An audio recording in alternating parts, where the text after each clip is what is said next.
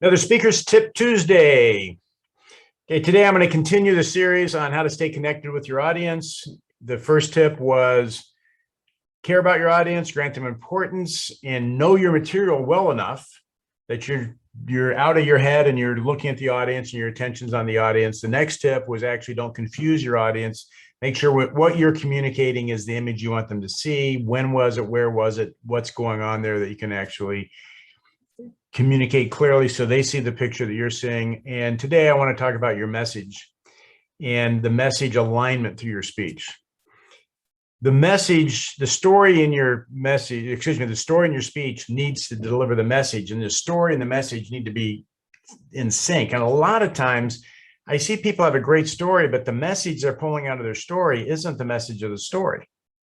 And that creates a disconnection because the audience can get another message. And one of the things you can do is if you have a story, tell the story and then ask, this is in a Toastmasters environment, a training environment, ask the audience, what message do you get out of that story? And say, this is the message I wanted to use. What do you think of that? You got to play with it. These are the things I have done in the past. So the other thing that happens a lot is that speakers will have 2, 3, 4 messages in their speech. And this creates a confusion because the story or examples you're giving need to come down to one focal point. Now, it's totally fine to have 4 messages in a speech, but you need 4 story setups with a clear message, and then you're going to begin another section of your speech with another story setup, a message, and then you can bring this all together in some component. But each one of those is its own little vignette that you're going to present and tell the audience. If you don't do it in a clear, concise manner like that, you're going to wind up confusing the audience because your message is not congruent with the story, with the flow of the speech, on how the whole program, on how your whole presentation comes together. So, and I see this over and over again where the speaker will start with a message and they'll find a story they think delivers that message and they're telling it. And again, some of these other elements are out where they're not putting the time and where and the sequence in that needs to be in. So it's creating some confusion. But that's really not the message of the speech. And speeches are interesting. They're almost like you have brought a living entity into life. There have been so many speeches I've written, and I think this is what it is. And I start to look at that speech and I'm going, there's a different message in here. It's like buried underneath here a little bit. The story's there, but the real message is under here. And it's almost like this speech comes to life.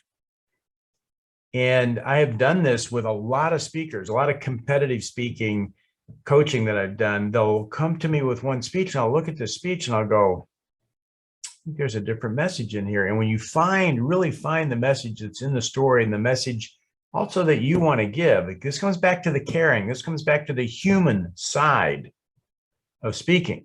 We're not computers. We're not made up a bunch of zeros and ones and you just put some sound waves in the air and it goes in the ear and it hits a computer here, and that's not how we work. We're living, sentient, emotional, beings. Okay, we have emotions. Computers don't have emotions. You have to connect with the individual, and when also you got to connect with yourself. And when you connect with yourself on the story, it's amazing how easy it is to connect with the individual. And it's one of the things I do in a lot of the coaching is really trying to find that message that connects the individual to the message. And when that individual connects to their message, they come alive. And now you're going to connect with your audience because the message is connected with you. Okay, so that the whole message component in your speech is very critical.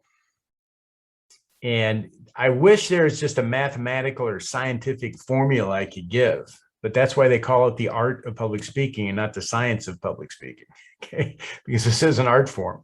And like art form, there's creativity involved, there's imagination, there's a lot of human aspects. You don't see rabbits and dogs doing a lot of art, okay? Art is something that higher level beings do, and that's what we are, and speaking is an art form.